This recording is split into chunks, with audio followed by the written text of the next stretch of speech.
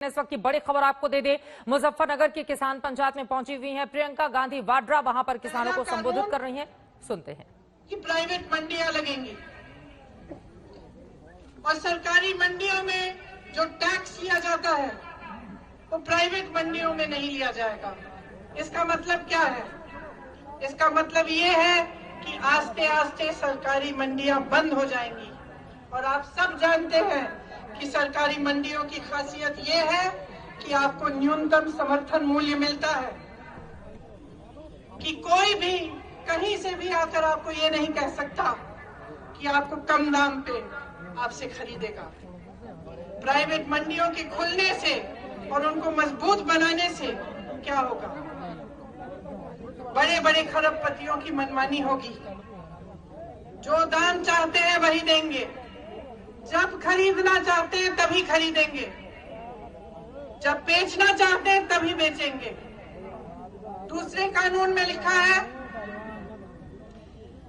कि contract farming होगी। Contract farming का क्या मतलब है? इसका मतलब है कि आपके गांव में, आपके जिले में आकर बड़े बड़े खरबपति आपके साथ एक सौदा कर सकते हैं कि देखिए आप 10 लोग हैं, आप हमारे लिए गन्ना उगाइए, जब गन्ना उग जाएगा हम आपको इसके लिए 500 रुपए देंगे।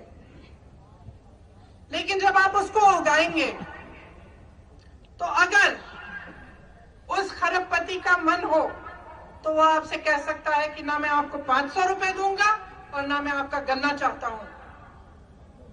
उसको कहने की अनुमति है, वो कुछ भी कर सकता है। क्यों? क्योंकि इस कानून के तहत आपकी कोई सुनवाई नहीं है।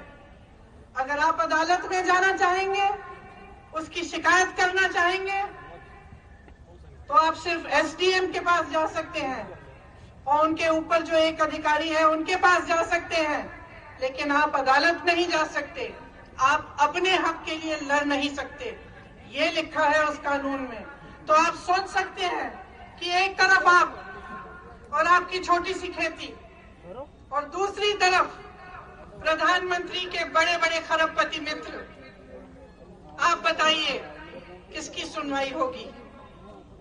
ये जो नए कानून बनाए गए हैं, इन कानूनों के तहत न्यूनतम समर्थन मूल्य खत्म होगा, सरकारी मंडियां खत्म होगी, आपके हक खत्म होंगे। और जिस तरह से इन्होंने इस पूरे देश को अपने 2-3 मित्रों को बेचा है, उस तरह आपको, आपकी जमीन को, आपकी कमाई को, ये अपने मित्रों को, अपने खरबपति मित्रों को बेचना चाह रहे हैं। तो ध्यान रखिए और आप जागरूक हैं। मैं जानती हूं आप कितना संघर्ष कर रहे हैं। जैसे पंकज जी ने कहा, सिर्फ पूरा देश नहीं, पूरी दुनिया देख रही है।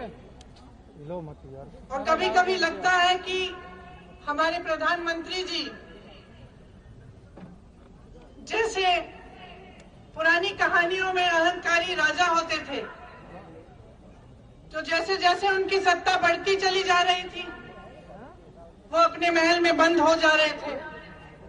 लोग उनके सामने सच्चाई कहने से डरने लगे, उनके सामने गिड़गिड़ाने लगे, उनका अहंकार बढ़ने लगा। ऐसा लगता है कि हमारे प्रधानमंत्री जी भी एक तरह से उन्हीं अहंकारी राजाओं की तरह बन गए हैं।